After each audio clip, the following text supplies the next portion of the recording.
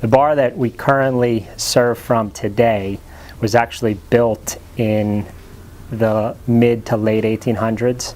Well, the original bar was only 12 foot long, and it was made out of plywood, basically. The bar we have today came in June of '42, and my father bought that bar from another bar owner down of Rona. It was right across from Rona Lake on Bloomfield Avenue. It was called Sherry Callahan's, and my father paid $325. There's a penciled receipt for it on the wall, and that included the whole bar and the back bar with all the stained glass, $325.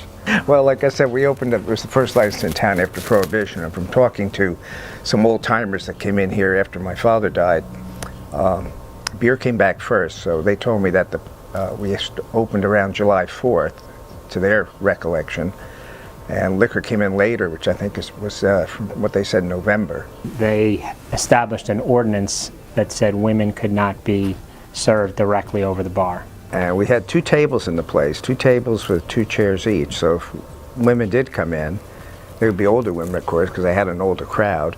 They would come in and they'd sit at those tables. But then the drinking age was lowered to 18, and I had the law changed where women could sit at the bar.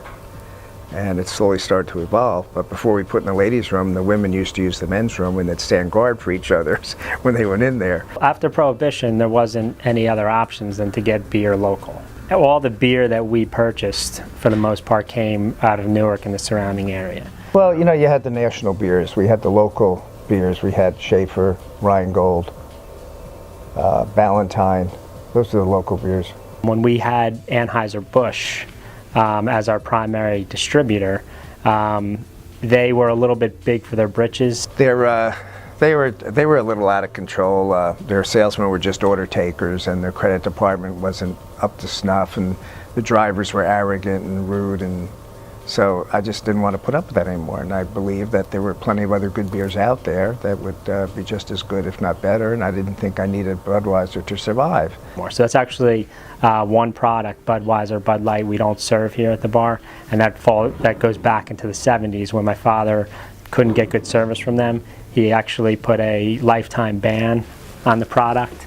We still don't handle Anheuser-Busch products today, but we have to deal with the distributor because they handle InBev products, and InBev owns a lot of the major brews today. From that point where my father stopped serving Anheuser-Busch, we began serving as many other beers as possible.